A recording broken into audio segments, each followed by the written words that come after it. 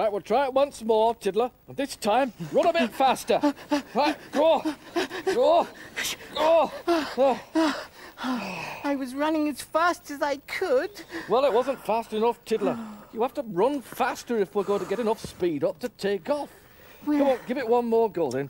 1, 2, 3, go! Go! Go on, go, run! Run! What? Oh. It's no use.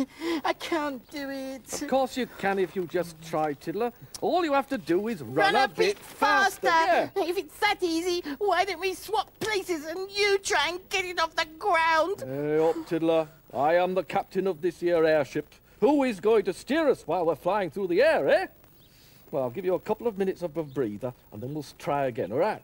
Aren't you having any luck? Well... You don't seem to be having much luck flying your kite. Kite? Kite? This is no kite, Marjorie. This is an airship, that's what it is. Well, it looks just like a kite to me. Well, there are certain similarities, yes. But there's one big difference. With a kite, you fly it. With an airship, it flies you. I don't quite understand, Mossop. Well, let me explain. When this thing eventually becomes airborne, I shall be holding tightly onto these struts. Tiddler will grab hold of my legs, and together we shall fly away, off and up into the blue yonder. Oh, my goodness, you can't be serious. He is, Marjorie. But you might fall and hurt yourselves. Oh, no, we won't fall. We're going to be holding on tight. And anyway, we got these crash helmets in case of any mishap. Oh, yes, I see, and you've got parachutes as well, have you? Parachutes? Oh, no, those are our spare clothes. We're going off on holiday, you see. On holiday?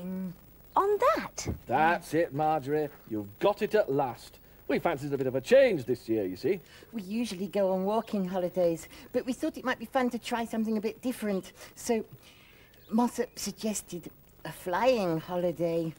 Did he now? Yes, I did. And a wonderful suggestion it was, too, though I say so myself. Of course, I was going to build a proper aeroplane, you know, a jumbo jet.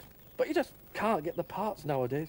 So I thought this might be a bit easier. Oh, my goodness, it does sound terribly dangerous. Oh, no. Safe as houses, this is. I'll show you, shall I? Are you ready for another go, Tiddler? Yes. Right, stand back, Marjorie. Oh. Chocks away. Goodbye, Marjorie. We'll send you a postcard from wherever it is we get to. See you in a week's time when we get back. OK, Tiddler. 1, 2, 3, go. That's it, Tiddler. I'm off. What's it? I'm flying. I'm up. Oh, my goodness! Mossop, are you all right? Speak to me, Mossop. You know, Tiddler, I've been thinking perhaps a flying holiday wasn't such a good idea after all. Perhaps something a little less hectic might be better. Yes, I was thinking that myself. Oh, thank goodness for that. I'd have been worried sick of you to be gallivanting all over the country in something as dangerous as that airship. Oh, yes, pity about that.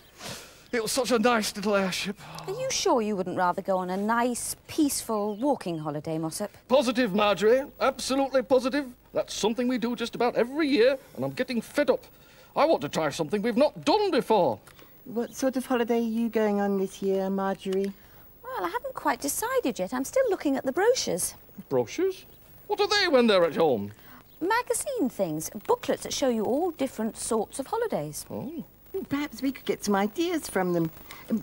Could we have a look at them? Of course. They're in the cottage. Well, what I say then is, let's go. There.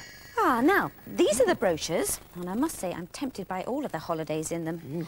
This place looks nice. Oh, yes, I love seaside holidays. Oh, never been on one of them. Haven't you, Mossop? Oh, I'm sure you'd love it. Paddling in the sea, lying in the sun, building sandcastles. It sounds as if it'd be a lot of fun.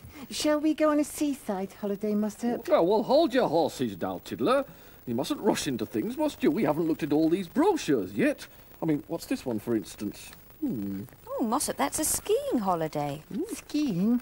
I've never heard of that. Well, these people are on skis, you see. Look, those are the skis on their feet, and you can go ever so fast over snow when you're wearing skis. That sounds like my sort of holiday, that does. Zooming all over the place on skis. And they're only bits of wood tied to the feet, aren't they?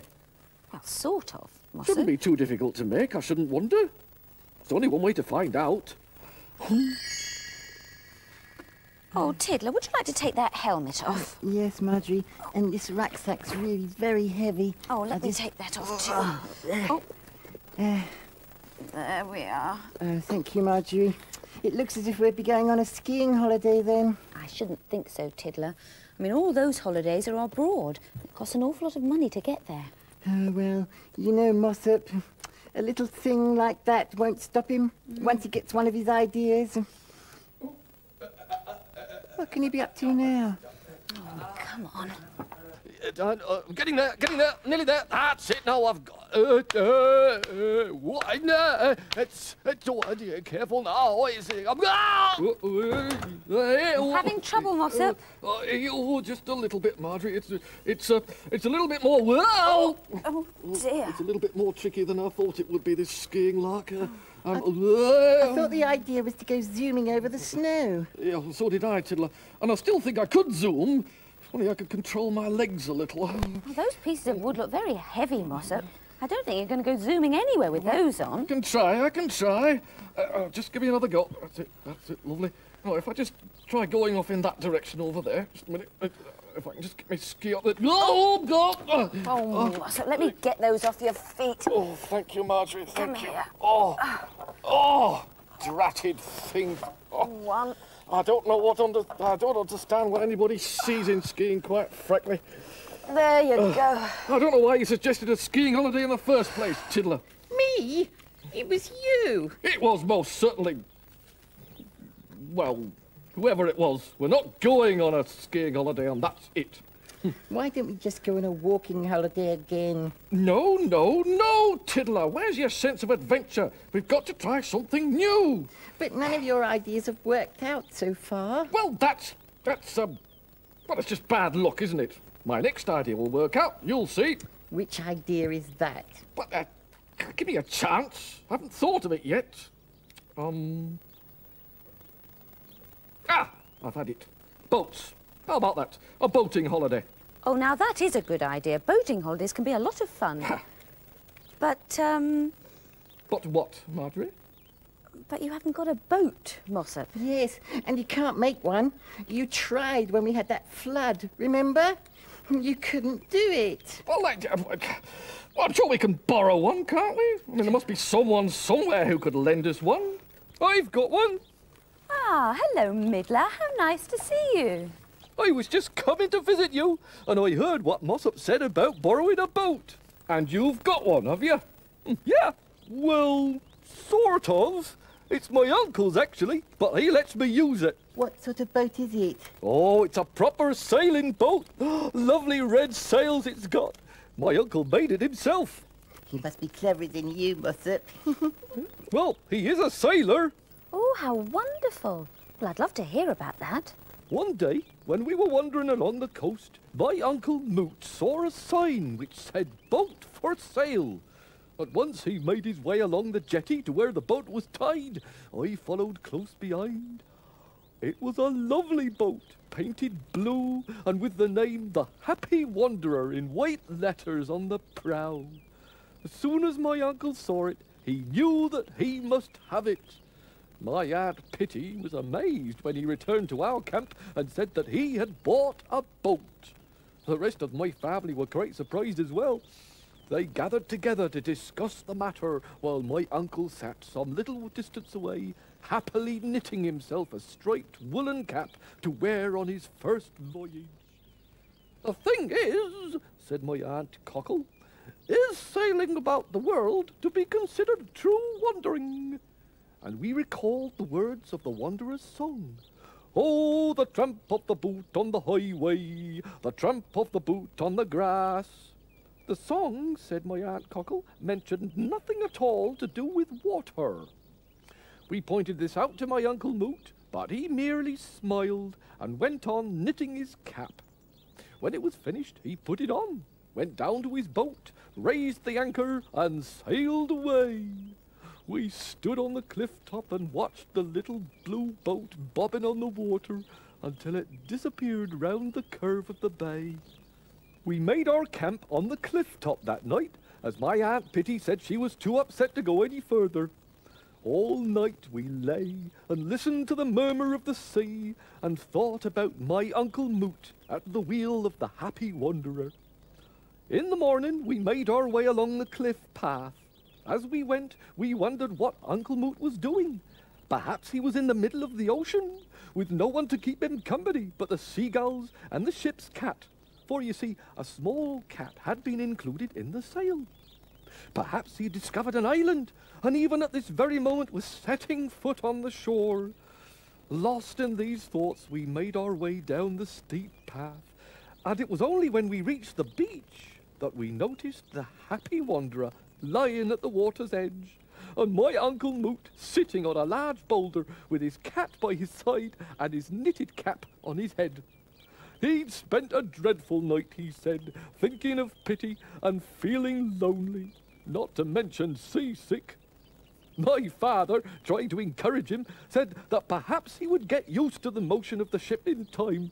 But my Uncle Moot said that merely looking at the boat bobbing up and down made him feel sickly. My uncle sold the boat, but kept the cat and the little cap. Wandering riddlers are not seafarers, which is why the Wanderer's song says, the tramp of the boot on the highway, the tramp of the boot on the grass, and makes no mention whatsoever of anything to do with water. This here boat of his, do you think he'd let us borrow it? I don't see why not. He lends it to me whenever I want it. Shall I go and ask him? Oh, yes, please. Right, shan't be long. A sailing holiday.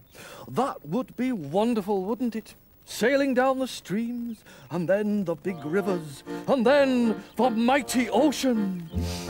Sailing across the ocean, sailing across the sea, feeling the rolling motion. Oh, how wonderful it's going to be, feeling the spray in our faces, feeling the wind blowing free, where the waves rise and fall and the wild seabirds call. What a great holiday it will be on the sea, when we're sailing along on the sea.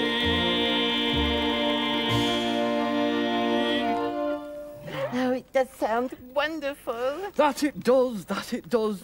But with all that spray about, I think we might need our raincoats, Tiddler. Come on, we'll go and get them. But, I